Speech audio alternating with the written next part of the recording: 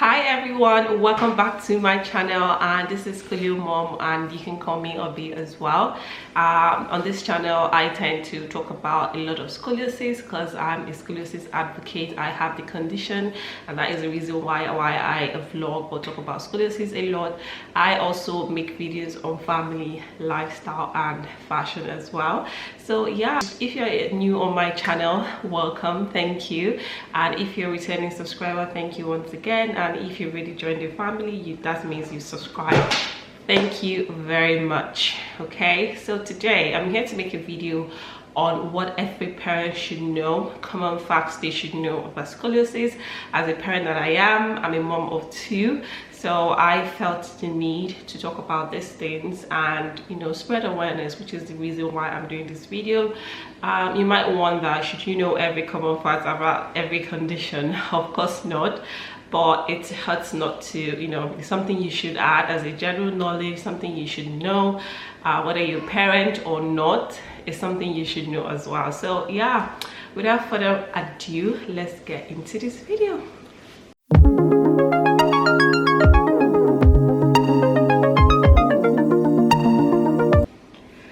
All right, so let's start with number one is early diagnosis is key. For those of you that don't know the meaning of scoliosis, I'm just gonna define what scoliosis is. Scoliosis is an abnormal curvature of the spine that could either be in a C or S shape, and most of the time, if it's detected on time, it goes a long way in being managed properly. So yeah, early diagnosis is the key. Most of the time, the reason why we say this, or why they always say this, I don't know, when you go to the doctor, because it's managed properly when it's being diagnosed on time, and then you're still in your adolescence age and your bones can heal easily. And another reason again is from physiological point of view, you know, it could be treated better and managed properly.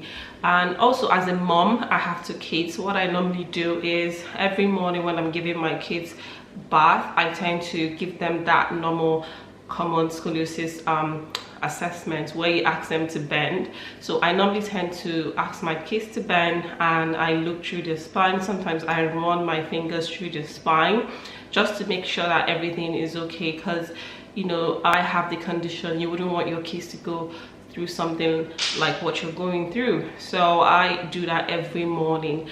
But another reason again is that scoliosis, you never know when it starts.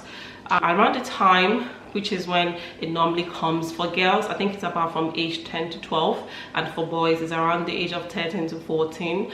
It's when they're about to have their growth sprout. That is when it comes. So and by that time, you're not giving your kids any bath. Definitely they are trying to become more private, they are going into adolescence, and they are trying to do a lot of things on their own to figure out who they are. So you really just have to be on the lookout for that, because you are not giving them bath anymore. So you just have to recheck, give them the assessment if you have the condition like I do. But if you don't, or you don't have the condition and you might not be on the lookout, you just have to look at them, make sure that they don't have the common signs and symptoms of scoliosis, which is uneven shoulders, uneven hips. You just have to be on the lookout. Like, I thank God for my mom. She picked that I have scoliosis at the age of 12. Like, she is as sharp as a fox. Like, she picked it up. I'm sorry about the noise you're hearing, guys. My son is in the living room and he's playing, so sorry about that. All right, so that is it. Number one again is early diagnosis is key. You just have to be on the lookout. All right, then number two is, sorry, I might have to be looking at my book because I wrote it down. I didn't want to forget anything. Number two is that most cases of scoliosis, it has no known cause, and that is another one again, because it brings me to the main reason why I'm doing this video, because most of the time, 80% of the time, scoliosis cases are idiopathic. It means there is no known cause. So you just have to really be giving your child regular checkups and make sure that everything is okay. And when your child probably is diagnosed, let's say for example your child is parents often tend to ask, oh, probably what could I have done to have prevented it? As you already know, there is no preventive measures for scoliosis and there is no cure. It's just that it has to be managed properly. So they tend to ask, is it that probably the heavy back part, something that might have read, or probably back posture that could have caused it?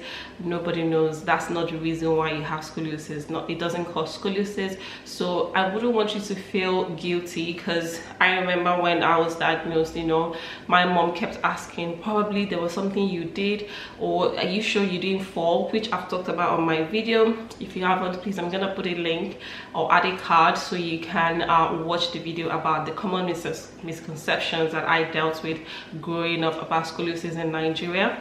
And it's kind of hard, because sometimes when you're living in a country or you come from a culture that don't know much about some certain conditions, it can be quite hard.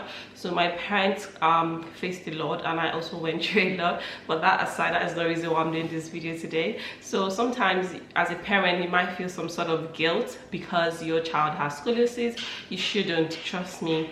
It's something that if you could have prevented as a parent, you would definitely do everything in your power to prevent it. So yeah, don't feel any kind of guilt. It is fine. It is manageable. It's something that if it's caught on time, it's not gonna get any worse. So you just have to be on the lookout. So just know that 80% of the time it is idiopathic. There is no known cause. So just be on the lookout, okay? Then number 3 is scoliosis runs in the family. Wow, that one, I don't know. I have some personal opinion on it, but I'm gonna do a separate video on that so I can air my views on it. And yeah, some specialists tend to think that scoliosis runs in the family, and that is the reason, it could be the reason why your child has scoliosis. And up to today, they've not proven that scoliosis is genetic or hereditary, but they kind of associate it to it. So you just have to that in some cases you might even be the first person in the family that has scoliosis. So it could be a possibility that someone in the family, even if your child might have been the first to have scoliosis in the family that have had it, it might be a mild case and it went unnoticed. So yeah, it's something that I have a very personal opinion and views about. So I'm not going to talk much on that, but just know that it's some fact that the doctor might tell you. So yeah, scoliosis tends to run in the family. So that is it for number 3. Then number 4 is only a small percentage of scoliosis patients require treatment.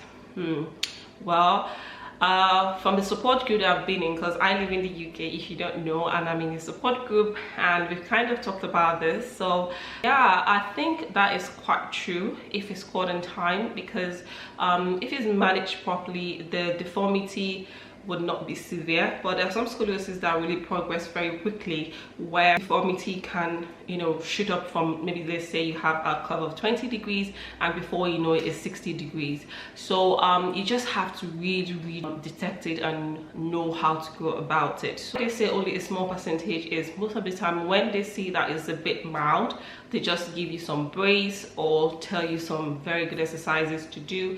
Everybody's different when it comes to the exercises, so you have to really be careful the kind of exercises you do for your back. So they might tell you about 10% requires surgery. I've not done surgery, I've not had surgery, so I'm not going to say much about it, but treatable. It is manageable, just know that, okay? Then number 5, if your child has scoliosis, you are not alone. Like, I know, like, I'm so glad, I'm so blessed, I'm so fortunate that I have a very supportive family that have been there all through the years I've had scoliosis or have dealt with it, even up until now that I'm even married, especially during my younger days when I first found out I had scoliosis. My sisters, my siblings, shout out to you guys are the best. They were really there for me. My mom was on the lookout. She was as sharp as a fox. Like, every time she looks at my back, she tends to give me massages. And growing up in Nigeria was kind of hard, because sometimes the facilities you tend to see kind of discourages you sometimes, but it doesn't mean that I didn't really have a very supportive system. You just have to be there. And people with scoliosis, they tend to like to manage their condition on their own, because you tend to feel that nobody understands your pain, nobody understands how you feel. They might understand the fact that you're going through pain.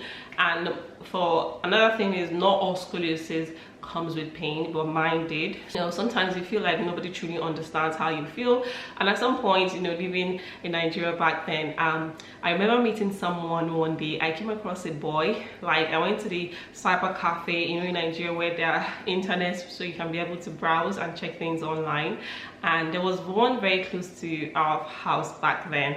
So I think I was walking, I was sitting to the left, and the boy just stopped me. I was just finished browsing, doing everything I had to do online, so I was about to head home, and he stopped me and said, "Do you have scoliosis?"